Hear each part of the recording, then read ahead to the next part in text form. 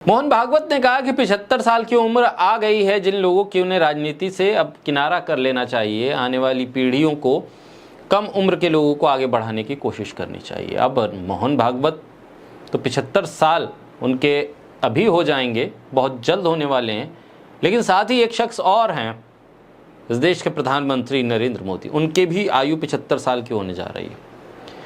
अब ये सवाल उठ रहा है कि 75 साल का जो पैमाना एल.के. आडवाणी से लेकर मुरली मनोहर जोशी, कलराज मिश्र तक सभी पर लागू कर दिया गया, क्या वो प्रधानमंत्री मोदी पर लागू होगा? और ये 75 साल, 75वां जन्मदिन प्रधानमंत्री का जैसे जैसे करीब आ रहा है, आरएसएस से लेकर और बीजेपी के भीतर तक प्रधानमंत्री पर कटाक्ष हो रहे हैं, निशाने साधे जा रहे हैं। लग रहा है कि कुछ पक रहा है या फिर माहौल बनाया जा रहा है, क्योंकि मोहन भागवत का बयान तो सीधे तौर पे यही था कि भाई 75 के हो गए तो छोड़ दो कुर्सी।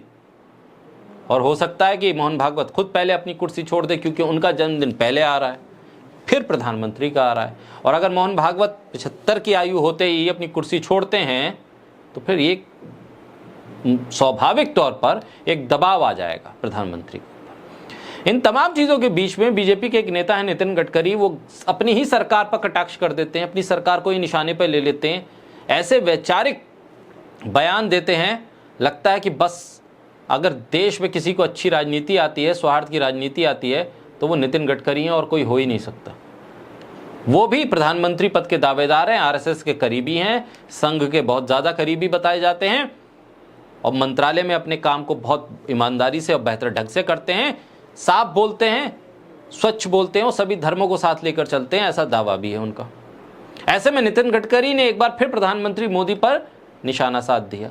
अब वो बयान कहीं देते हैं, लेकिन राजनीतिक व्यक्ति अगर कोई बयान दे तो उसे हल्के में लेना नहीं चाहिए और ना ही उसे सीधे तौर पर देखना चाहिए, बल्कि उसके कई पैमाने होते हैं।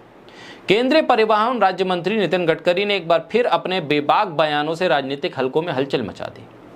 नागपुर में एक सम्मेलन में प्रिंसिपल और शिक्षकों को संबोधित कर रहे थे। उन्होंने कहा कि धन, ज्ञान, सुंदरता प्राप्त करने वाले लोग अक्सर अहंकारी हो जाते हैं।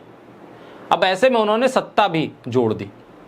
उन्होंने कहा कि समाज में ऐसे लोगों की आवश्यकता है जो सरकार के खिलाफ कोर्ट में याचिका दायर करें। अब ये लोगों को क्या कह रहे हैं कि मोदी सरकार के खिलाफ आप कोर्ट में जाइए, उनके मंत्रालय, उनके मंत्रियों के खिलाफ कोर्ट में जाइए, कोर्ट से डायरेक्शन आएगा तो भी सरकार काम करेगी। वैसे तो कर नहीं रही है। केंद्रीय सड़क परिवहन मंत्री नितिन गडकरी ने यह बात कहकर सबको हैरान कर दिया। हालांकि इसके बाद उन्होंने इसको एलोबरेट भी किया, उसको संभाला भी, ताकि बयान भी हो जाए, बात वहाँ तक जहाँ तक जानी है वहाँ तक पहुँच भी जाए और सियासी नफ़ा नुकसान भी हो जाए। उन्होंने कहा इससे राजनीति में शासन अनुशासन में रहता है। लेकिन अब मामला तो दूसरी तरफ चल रहा है। एफआईआर या कोर्ट में जाना सरकार के खिलाफ तो दूर की बात है, अगर कोई सरकार की नीतियों की आलोचना कर दे या उससे इतर कोई बयान दे दे तो मामला तो तमाम एजेंसियों के हवाले हो जाता है, न जाने कितनी धाराएं आ जाती हैं। और अगर कोई बड़ा व्यक्ति, कोई राजनीतिक व्यक्ति इस तरह का बयान दे दे तो पूरा मीडिया चढ़ पड़ता है। प्रकाश देशपांडे स्मृति कुशल संगठक पुरस्कार समारोह में बोलते हुए गडकरी ने कहा कि कई बार जनता की राजनीति के चलते मंत्री भी कुछ काम नहीं करते, लेकिन अदालत के आदेश से वही काम हो जाते हैं। उन्होंने कहा कि समाज में कुछ लोग ऐसे होने चाहिए जो सरकार के खिलाफ कोर्ट में याचिका दायर करें। ये राजनीति में अनुशासन लाता है। अब क्या कहा जाएगा कि मौजूदा वक्त में अनुशासन नहीं है राजनीति में, क्योंकि कोई कोर्ट जाने की हिम्मत नहीं करता है।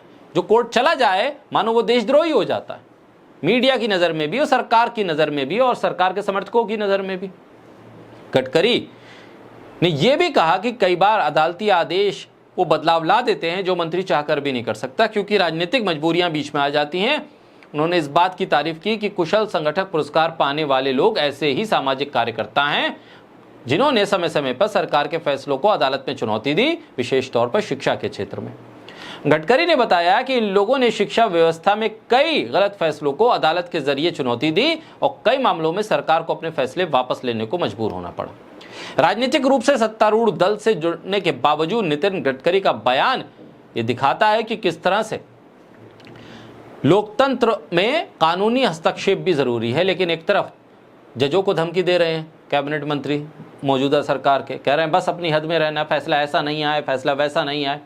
दूसरी तरफ नितिन गडकरी कह रहे हैं कि अदालत जाइए और अदालत से फैसला आएगा तो सरकार काम करने को मजबूर होगी। सरकार पर एक आरोप यह लगता है कि सवाल करने वालों से वो भागते हैं। ऐसे पत्रकारों को नौकरी से निकलवा दिया जो सवाल करते थे सरकार से। अदालत तो वो गए नहीं थे, सवाल कर रहे थे खाली, तो उन्हें नौकरी से निकलवा दिया। उनके यूट्यूब चैनल आए, उसे भी बंद करवाने की कोशिश कर दी। ऐसे में नितिन गडकरी मौजूदा सरकार की नीति, रीति और नीयत से अलग चल रहे हैं।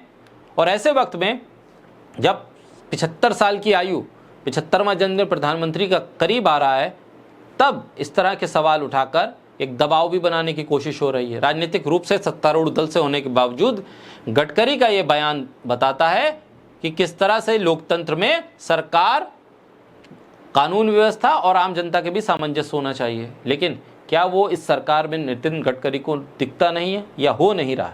ये बड़ा गंभीर सवाल है। बहरहाल ये भी एक सवाल है कि बस अब 75 के बाद क्या आगे की पारी प्रधानमंत्री के तौर पर खेलते रहेंगे या फिर कोई चेहरे में बदलाव होगा, जैसे कि मोहन भागवत कह चुके हैं।